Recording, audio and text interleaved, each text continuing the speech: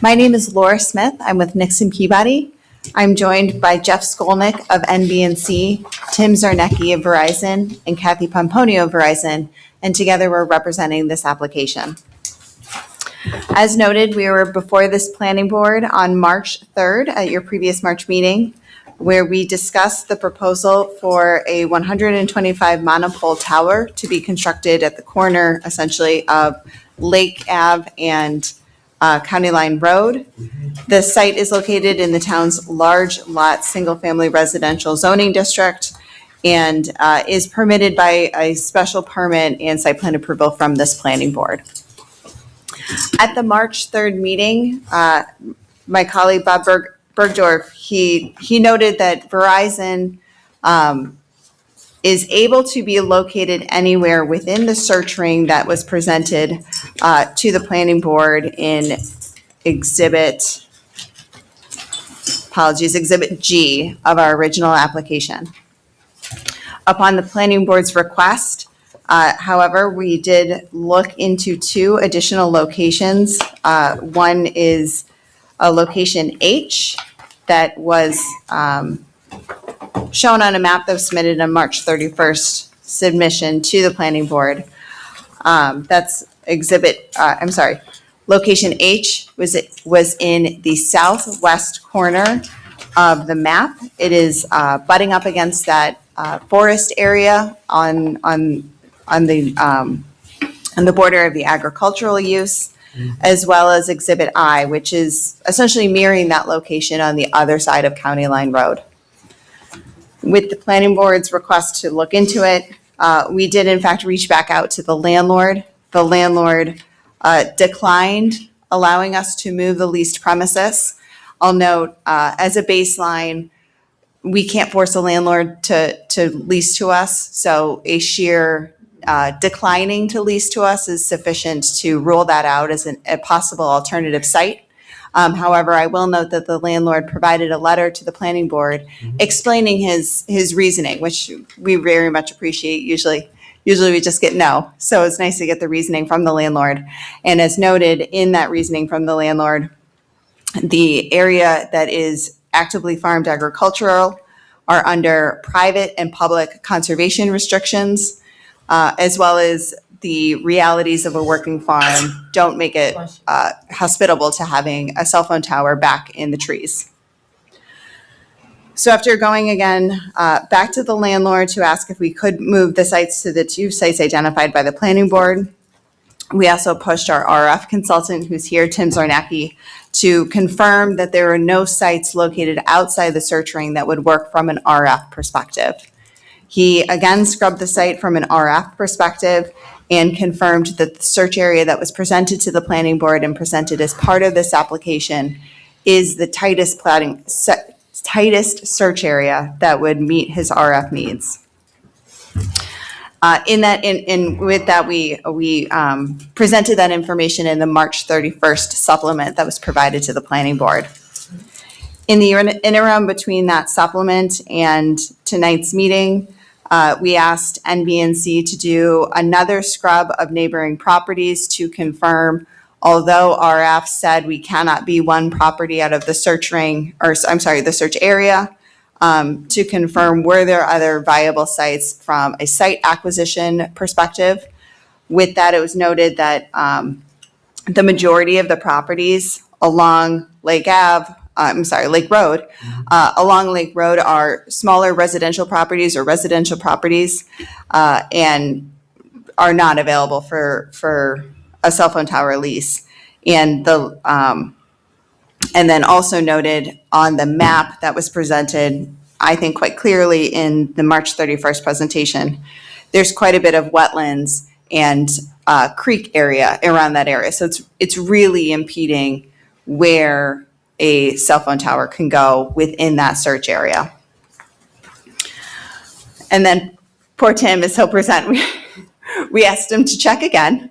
And with that, he was able to present a visual presentation that once I turn it over to Tim, he'll walk you through the visual presentation to help really set the tone or set this scene that we really cannot be outside of that search area.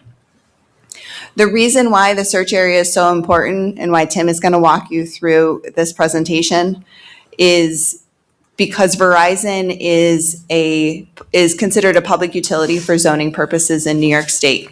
So in order to demonstrate that we meet the public necessity standard, we have to demonstrate that there is a significant gap in coverage, that this proposal remedies that gap in coverage, and that it's the most feasible solution to remedy the gap in coverage. I'll note for the first two items, that there are gaps in service. That information is provided to you in Exhibit F. That is the RF analysis that was first proposed or first presented by Bob. If you have the application in front of you, I'll note, page 18 and page 19 really tell a compelling story to show the existing mid-band network within the search area and the surrounding areas that we are attempting to serve. And then the next page, page 19, that then demonstrates that this tower is the remedy that will serve that coverage gap. To demonstrate the facility is the most feasible, we are always happy to look at alternative sites. That is the process that we did going back to the landlord, this process that we did scrubbing the site. We really pushed everyone quite hard to see, are there any alternative sites that Verizon may locate this tower? And the answer that has been coming back is no. I'll also note, when looking at this specific site, while we're very mindful and cognizant of the public input that we heard on March 3rd and the public input that we anticipate hearing at the May meeting, this site is a good location to locate the cell tower within the search area. There's no residential houses on it. It's a clean space that is already has significant amounts of utility wires and utility poles. It is visually cluttered currently. It's not an open field or an open vista. As noted in the visual environmental assessment addendum that is provided in the packet, there are no significant natural resources in the surrounding area. And the top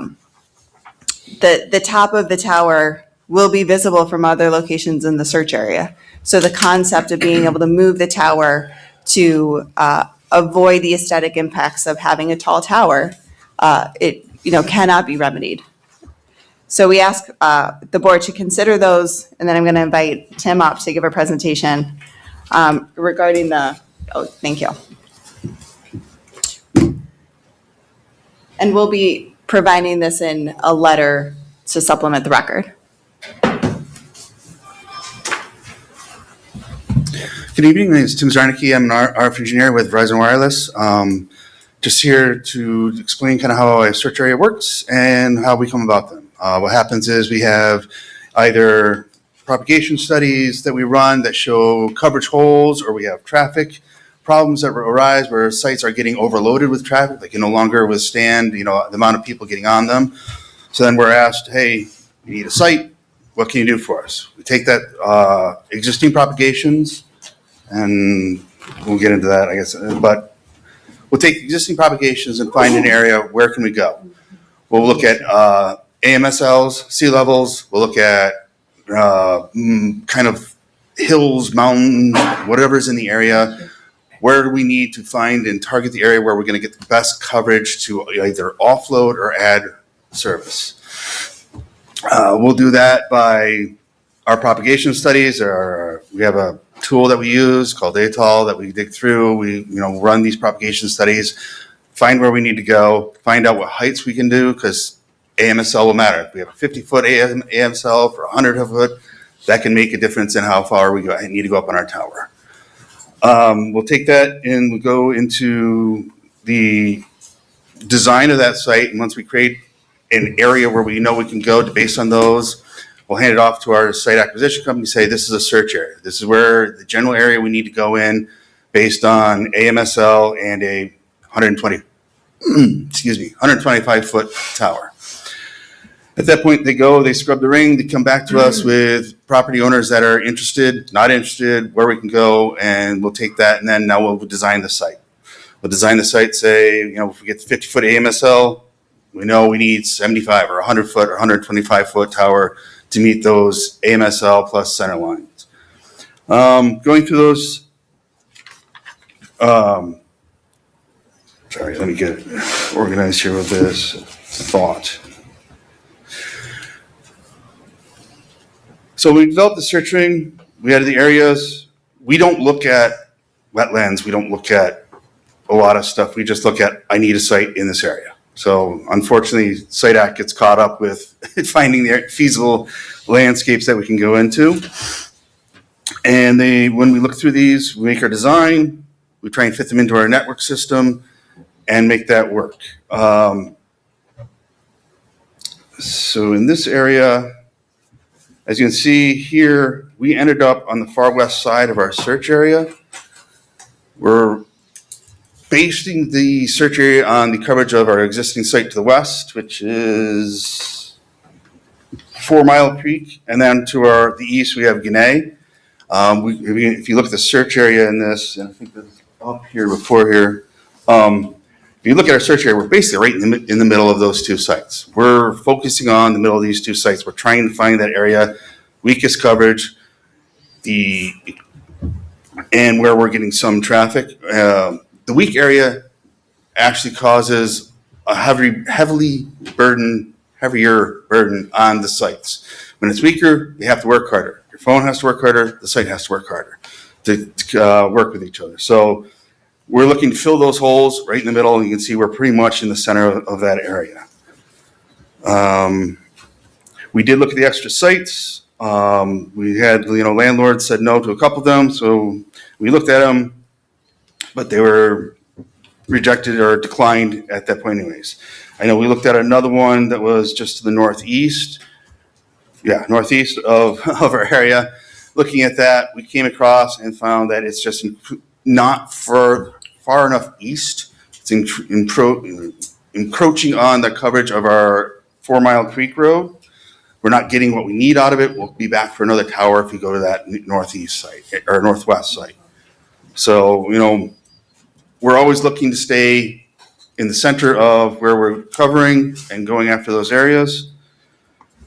I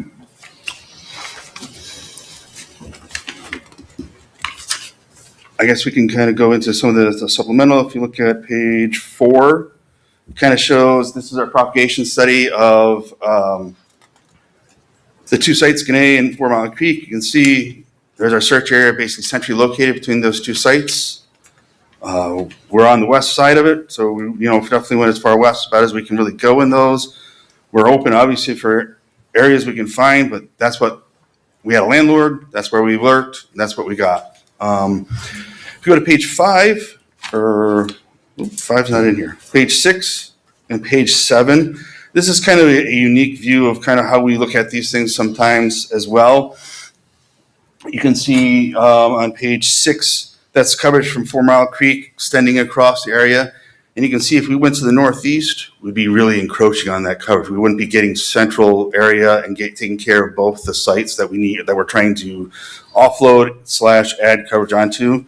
And then if you look at page 7, it's the opposite. That's Guinea. You can see that Guinea is kind of barely reaching to the search area, which again, this is why we made the search area where it is. We're trying to find that center point of the two sites and equally offload the two sites. So I think that's all I've got for now. Are there any questions? Yeah, I've got a couple of them. I spoke with Mr. Bergdorf the other day. Yes. Quite a lengthy conversation I had with him. I suggested maybe his firm or you folks, whoever, could possibly contact the association that Mr. Cohen is involved with, because he's not talking in his letter. Apparently he gets grants, or there's soil bank or whatever, he puts the money, he's getting money for the property by not allowing building and so on and so forth. Whatever the program is, I don't know and I don't care. However, my guess is if somebody contacted this outfit, this firm, or this organization, I think Cornell Cooperative is part of it also, but whatever. Contacting them and trying to make an arrangement to say, look, we're not gonna put a building, we're not putting a barn, we're not putting anything on this property. It's a simple cell tower going back there. And my suggestion at that meeting, the last meeting, was to put it not into the woods, but by the woods, as close as possible to it. Get it back where that roadway that the owner of the property has his driveway comes right off of County Line Road. Goes right back to that area. Now, I understand you're saying, well, it might be a little bit too far and it doesn't receive. And I'm looking at, if you put a straight line from where 4 Mile Creek is to Gannett, it's almost a straight line with it. There's no jog. I think what happened here, I think they picked a spot and said, look, we got that corner, drew the circle and said, this is where it fits. That's my opinion. I mean, I think this, I am not happy with it going there. I don't think anyone is. And I still think somebody needs to investigate a better location for that cell tower. My opinion. I'll give a quick comment, and appreciated the conversation with Bob. We did go back to the landlord. We asked if he would be open to have that discussion with the agencies with whom he's contracted. He has declined. I'll note, I don't know the type of agreement, nor have I reviewed the agreement, but I am familiar with conservation easements and similar language, and they are meant to be prohibitive of development. So candidly, again, I don't have experience with the particular contract or program that he's under, but it is not surprising to me that a conservation easement or similar type of contractual conservation obligations and protocol would prohibit the type of development that we're seeking here. Well, I don't have a solution for it then. And I'll tell you right now, he comes in, I'm not gonna vote in favor of it. And I know what the situation is. The government says we can do it, one way or the other. Then you're gonna have to meet, in my regard, you'd have to take that route. It's up to the board though. Because I will definitely not support it going on a corner like that. I've been here from the first cell tower that came into Webster years ago. And we have been able to manipulate, maneuver, and change locations of them, get them somewhere where they're least conspicuous or concealed to protect everybody in the neighborhood. And this couldn't get any worse, my opinion. Yeah, I agree. According to the code, we can impose some reasonable restrictions relative to where you're putting this property, but you seem to be limiting us just to where you've already put it. So I don't know if you could talk to the owner, but giving us one particular area rather than giving us an area that is the least adverse to the visual effect of, so I believe probably some of the people that are here on the lake, and it kind of limits what potentially this board would be willing to do. I mean, the code allows us to at least, we're not saying we can't have the project, but at least have us have options. Mm-hmm. And it doesn't appear there are any other options than putting it where you put it on your plan. And I don't think that that's necessarily positive for the project, but potentially. In Mr. Cohen's letter, just right here, finally, the location of the tower on active farm property will create operational inefficiencies. A commercial apple farm is a very busy place to work and live. People, equipment, and harvested produce all need to be able to move. What the hell is a cell tower going to infringe on that? Can you tell me? I can't, well, and this frustrates me. No, and I hear you, but I think candidly from us as a tenant's perspective, we can only go where the landlord allows us to go. If we were allowed to pick where we were going to go, I'm not sure where in this circle would be the most ideal, but certainly we are receptive to the board's responses. We want to be in a location that works well for the town and works well for Verizon's RF needs. Hey, you like sauce? I know I do. So you know I'm on Domino's new slice sauce. It's zesty, creamy. We share your frustration that this is the only location that is available within our search area that will remedy the coverage gap. If there was another alternative site, we would welcome it. Again, as Bob pointed out in the prior meeting, we don't care where we are within the search ring. We just need to be within the search ring in a location that works. We can get our height.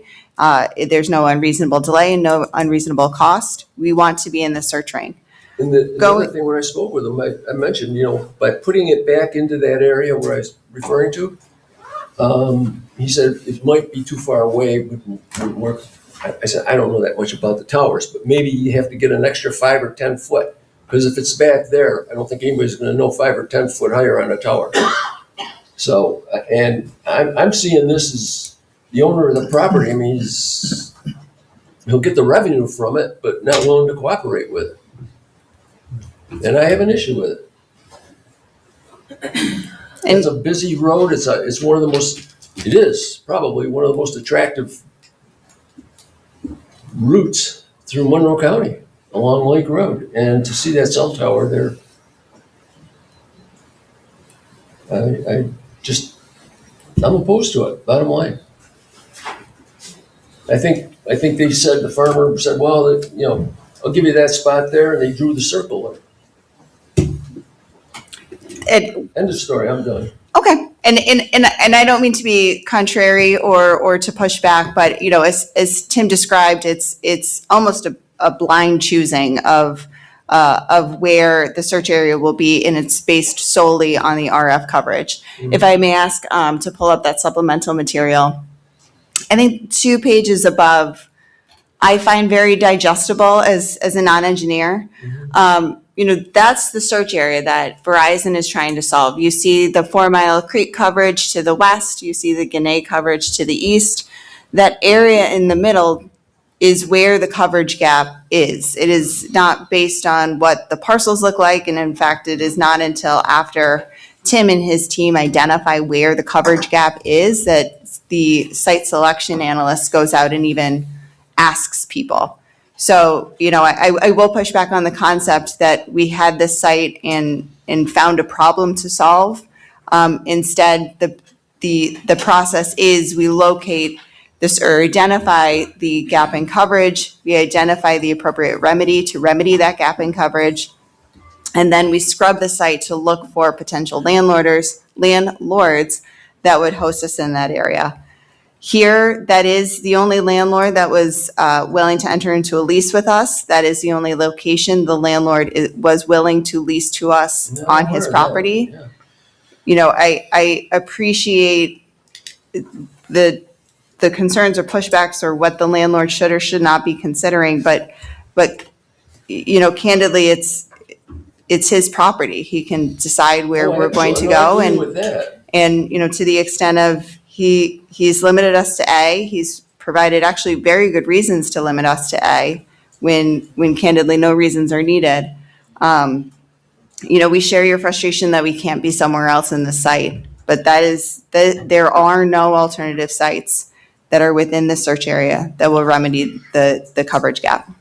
So I just had some couple quick questions. I agree with Tony and Tony's frustration on, it seems like we're almost boxed in right now, and I'm just proposing some out of the box thinking. You can let me know if that's something that we cannot do. So it seems like the limitation is really the search ring, and there's parameters that go into defining the search ring. One of the things that Tony mentioned was, what if we were to consider a tower? Does the search ring now widen, potentially giving you more opportunity to locate different? Is that something you could look into if we were to increase it by another 10 feet or what, to give you the flexibility to maybe consider other parcels and modify the search ring? Well, we designed the size of the tower based on the existing coverage around. So we've got the Gannett and 4 Mile Creek. So we've designed something that kind of fits in there. We keep going taller. What's going to end up happening is we're going to cause interference to those sites now. Mm-hmm. Taller you get, farther the site propagates, gets in stronger, and then we're going to just cause interference. We're going to have to do a lot of strange things to optimize the system that may or may not work right. Mm-hmm. Okay. Okay. The other thing, in your initial application, you had identified candidate E, last name Roberts, candidate C, last name Smith, which are in Wayne County, as no interest. Personally, I'm just curious, is that no interest based on a least dollar amount that you were offering? If you were to increase it, there would be interest potentially. I'm just curious if it is something that is negotiable to landowner. And then, again, out of the box thinking, with the Johnsons, with their concerns there, do they have relationship with the Smith family or the Roberts family there? Because those both are wooded lots unoccupied that maybe they could build that rapport, relationship for them to reconsider relocating the project onto those properties. Because again, they're more in wooded areas away from their land too, because there's a concern that it's currently right in front of their house. So That's site acquisition stuff. That yeah, Rod, just throwing it out there is out of the box thinking, because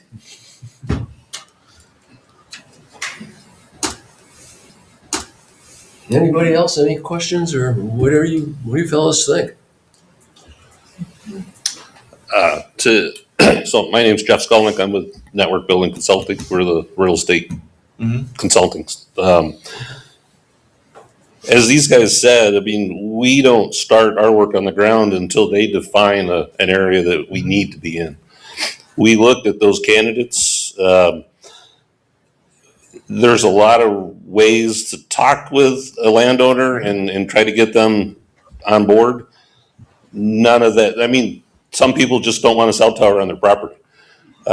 We can have a lot of conversations with them. We can have a lot of conversations with you, but some people just don't want it. We engage, we discuss, we go back and forth, we answer questions with these landowners, and at the end of the day, they just aren't interested. That's pretty much all we can do. Suppose the distance between 4 Mile Creek in Alton, Ontario, and suppose you have two smaller towers on other properties. In other words, instead of putting a 125 foot or 30 foot tower, you put 2 100-foot towers, 90 foot, whatever, I don't know, someplace in between to stretch the signal.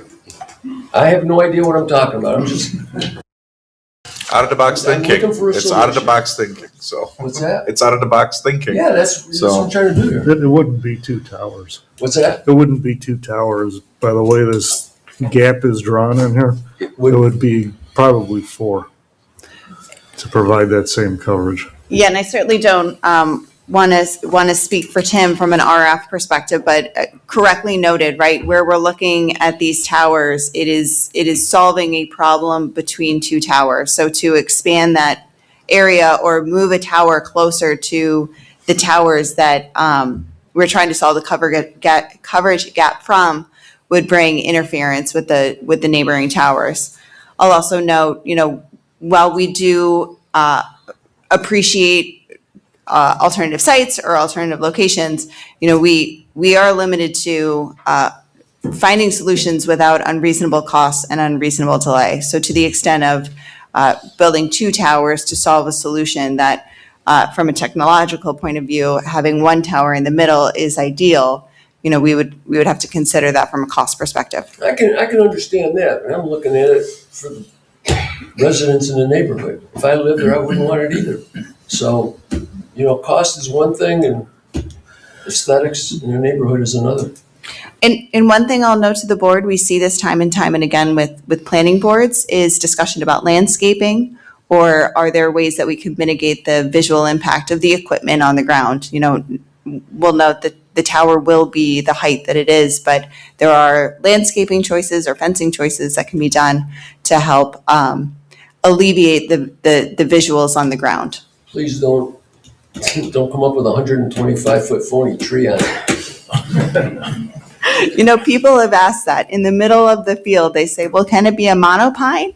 You say, it can be, of course, but to have a single cell phone tower looking like a tree in the middle of the field might not be the aesthetic, I the just feel, aesthetic I don't choice. know, but I just feel there's gotta be a solution to make this work.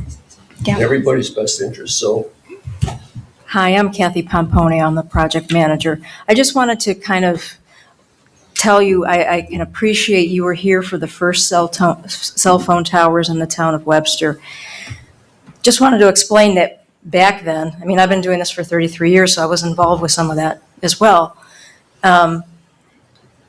Back then, we had more flexibility as to where we could put, because we didn't have existing infrastructure in place. So now that there is existing infrastructure around where these coverage needs are, the search areas are becoming smaller, tighter, right? That is the reason why. I don't want you to think that we're appearing to be unreasonable. We're trying to work with you. We're frustrated too. But that is the reason why back then there was more flexibility. The search areas were larger. We had more flexibility as we could put where we could put our initial infrastructure. Now that that infrastructure is in place, it's much more limited as to where we can be to solve the problem because that infrastructure exists around it. Does that make sense? It does, but on the other side of the coin, since those days back there in ancient history, there's new developments have come in too. So Understood. that's making it more difficult. But those are the and I communities that we're understand- trying to appreciate serve. that. Those are That's where the exactly the problem communities comes. that we're trying to serve. I understand that. I'm not a telecommunications expert by any stretch. But it seems like there's a proliferation of new towers. Like we have a couple that were being considered for this town already. Yes. And the onus shouldn't be on us to always find new locations. You should accept some of the responsibility to modify your equipment to increase your coverage. And I think that there should be a balance associated. We always try to modify the equipment on existing infrastructure first. I mean, of course we would do that. We know that these are not popular. We wouldn't be here if it wasn't needed. If there was another way to solve this, we would do it. Even with height, Yeah. it was suggested to increase Yes. the height of this one, but it would interfere with the other two. If you increase the height of the other two, would it solve this coverage? No. The problem is when you start assuming height variations in existing equipment, that's a whole lot of work and effort to be done on an existing tower. Can the tower actually take that height? So that it means we have to get a whole set of, rebuilding the tower basically. But then if you look at where these sites are, they're pretty close to the lake. When we get too high and close to the lake, we have to be concerned about interfering with Canada. Canada uses the same frequencies as we do, and if we proliferate across the lake, we're going to interfere with them. Then we're going to have all sorts of really big FCC issues if we do that. So we have to maintain a proper heights for proper coverages, the balance is tricky with what I do, and we're always playing with what is the right height, what can we get away with. So I don't come in here lightly with these things. I know, we're not well liked for doing these things, but we're doing it for a reason. That's because everybody's using cell phones. We need coverage. We need to get to the areas we need to get to.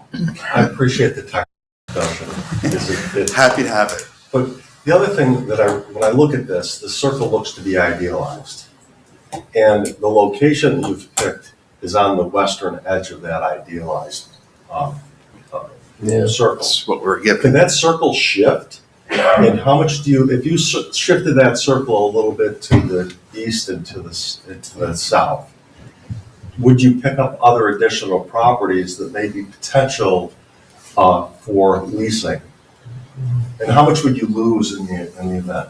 I don't know property-wise. That's something that they'd have to scrub. I think. That's really in our question that I I think Bob looked at quite a bit of those things and there wasn't anything in there other than this spot. He did review that. Correct. Yeah, correct. What was within that circle, though? Yeah. I'm talking about because of the shifting lake the to No, circle. he did that. Okay. And we looked at the map actually, so we were actually had the map in front of us, looking at it and going through it and how about this one, how about that? And even to the residential houses across on the north side of the road, would it fit there? And that's all residential, but would somebody possibly, but that didn't work either, apparently. Right, that search area cannot move. That search area is what it was identified as being the search area necessary to solve the coverage gap. That's the information presented here in the supplemental information and is shown in Exhibit F, that, this is where RF needs to be. Again, the analysis is not done by, we found a site, let's see what, if we can put something there. It is done by RF identifying where they need the tower to be and where they need the tower to be centrally located.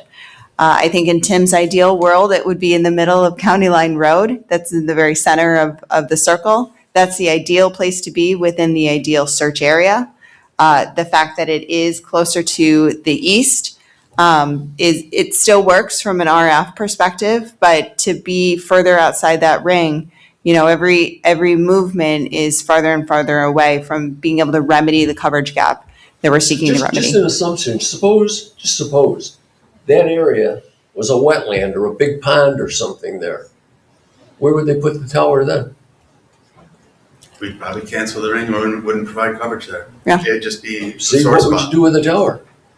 What's that? Where would you have to locate a tower then?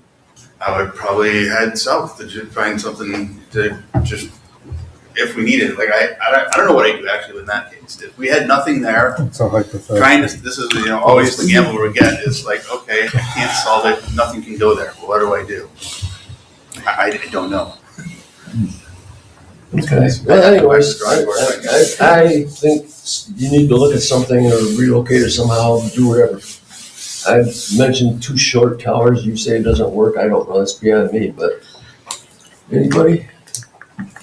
Dave or No, I'm Derek? I'm certainly not in favor of that site. I understand the need for the tower. What's that? I understand the need for the tower. Absolutely. And then, based on the information that's been provided and the effort that they put in for locating it, it does sound like this is the location. That's what they're saying. So I have no other reason to not believe them. I just quick question. So when you look at the coming down County Line Road, there's that triangular area where you want to put it. I mean, you're talking about minimal feet from that triangle area past it looks like a little road or some type of gravel road This is a little. to the other side of these electrical towers. Is there some particular reason why there's a hedgerow already? It's kind of not away from the road. It's kind of covered by that hedgerow that are near the electrical towers. Is there a reason why the farmer wouldn't want it like on the other side of those electrical? Can you the- specifically point out, I don't know. Yeah, just to Yeah. confirm, you mean on the existing site, So if you, the existing proposed site, can it be moved south? yeah, Is I that mean, your see, there's question? if you could, I don't know if they can put this up on the screens, but if you look at up a little higher, so there's the triangular area that has where you're going to put the tower. There's already a hedgerow that's on looks like the property line. I mean, you're talking about. Yes. I don't believe the tower's going in that triangular area. The tower's going in It's over here. in the place where it's. Oh, okay. Correct. Seven Yes. feet. Yeah. So you have Yeah, I whatever, gotcha. whatever that weird thing is. And, Oh, and, yeah. and that vegetation is anticipated to stay. And again, if there's other landscaping that can be done to help mitigate So it's the not appearance going of the there. equipment, we always welcome those. The thought of, landscaping is good. I mean, you put something around it, but that really doesn't do anything because that stretch of road is straight down Lake Road. If you're going east, it's a straight run down. And if you're going west, you're coming around that corner, it's right in front of you all the way. If Anyways, we can talk all night long on it. We're not gonna get anywhere with it. My opinion is, I think there's an alternative. I think something should be able to be worked out with that farm. property right there, to locate it where we first suggested. I'm firm on that, in my opinion anyways. So with that, If I may add, just in the discussion of the view shed, I want to draw your attention to Exhibit K. That's a good visualization of where the anticipated view shed would be. Exhibit K of the application. So just as you're considering it, and thinking about as you were talking about driving down Lake Road, I wanted to offer Exhibit K is showing the proposed view shed.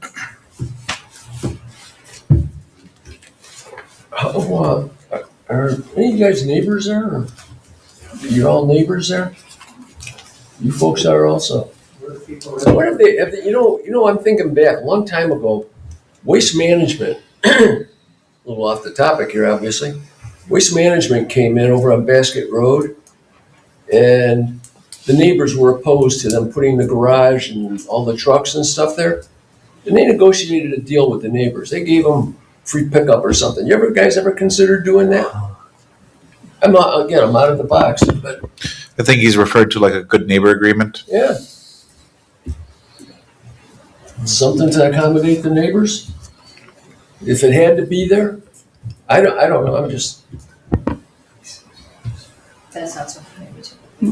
I've never. I don't know if you've ever done that or not. I was just thinking about that particular incident on Basket Road. You don't want to put it here. Try anything. Something to appease the neighbors that are affected by this the most. Maybe it's something you guys can think about and work out. I'm sorry?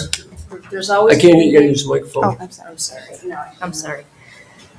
There's always going to be neighbors that are affected by it, no matter where we put it.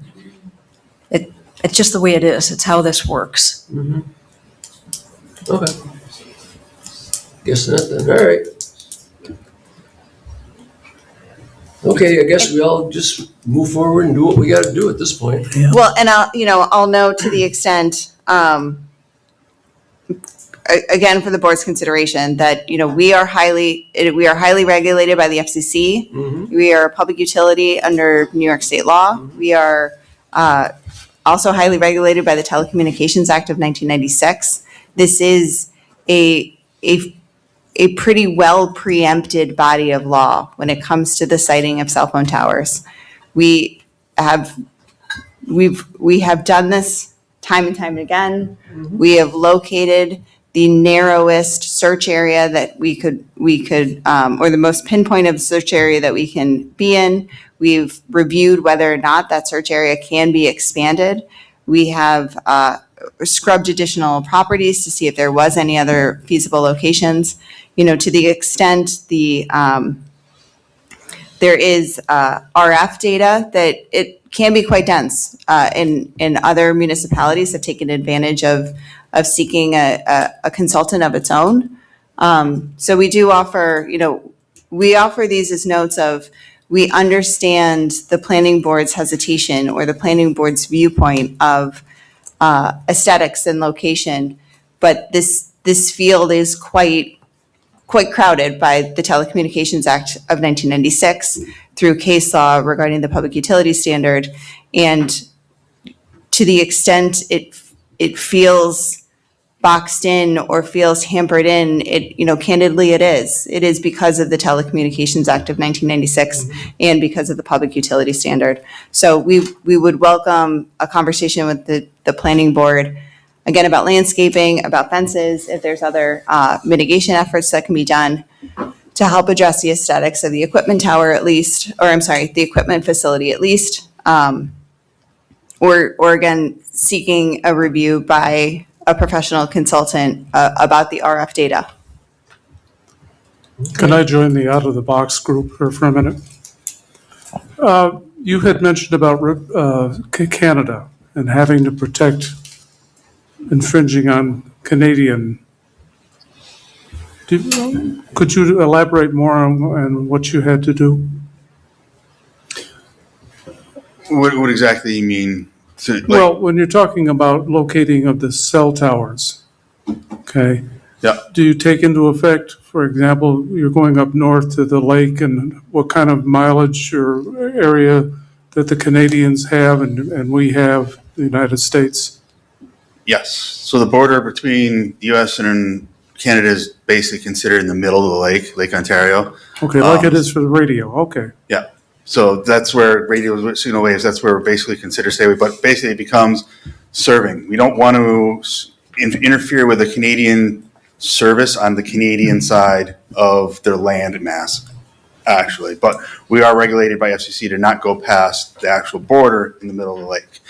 We do that by regulating tower sizes, by powers, by down tilts. You know, we've got ways we can do it. It just gets harder the closer we get to that lake, because when signal hits the lake, it just starts skipping and takes off. So we do our best to stay away from being on lakes like that to mitigate that.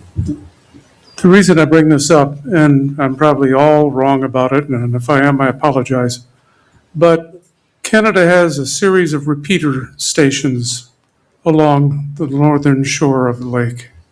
There's a station in Toronto that carries into Colbert, that carries up to St. Lawrence.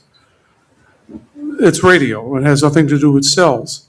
But can there be, and here comes the question, which I'm going to get hung up on, can there be a type of a repeater station here for cell towers? That where you could put it so they, you know what I'm trying to say, you have one at the bay or you have one up here at the, Doesn't really work the same way if you think It's different about technology, as a radio, like a radio tower, and those signals, their powers are magnitudes higher than what we run at. So doing repeaters, we'd have to have repeaters every 50 feet. and how big would a repeater be? It depends on what we'd be trying to do, but I mean, you can't, repeaters don't really work in an RF environment because the biggest problem with a repeater, it's still the same site, just being repeated over and over. So that site, if it has traffic capacity issues, you're extending that coverage zone of that site to be just repeated over and over again. So now you're just making it cover a larger area than it is currently. Okay. Okay, I guess we're not gonna get very far with this tonight anyways. We've pretty much spoken our pieces. See where it goes from here, I guess. I'm disappointed in it. I'm actually disappointed with the owner of the property for not being a good neighbor and cooperating, willing to cooperate with his neighbors. That's very disappointing, but it is what it is. Okay, anybody else? No, I agree. Any other comments? That's it? Mm-hmm. Okay, I guess that's it then. Thank you. Okay, So is this back on the calendar then next month? Or what? I have no idea what they're scheduled. I don't know. It depends on applicant. When they put their application in, I'm sorry? I've heard a lot of comments from Verizon tonight. It's supposed to just be an administrative. Oh, yeah, that's all it was. Are we gonna get, what are the neighbors? No, that would have to come up, that would have to come up again. Okay. Yeah, just bring us up to I date. mean, I've spoken to New York State about this, Department of Transportation. Mhm. Pass that information. That would be good, absolutely. Pass that right on to Josh or whoever, yeah, or Erica. I'm sorry? Your counsel, perhaps? Yeah, you can give it to him or give it to, probably go right to the, Josh or Erica. And they'd forward it to whoever need to get it. Okay, great. That would be good. All right, I guess that's it. Thank you. Okay, thanks a lot. Have a good one. And what else have we got? We got the March 3rd meeting minutes. I'll make a Okay, go ahead. motion for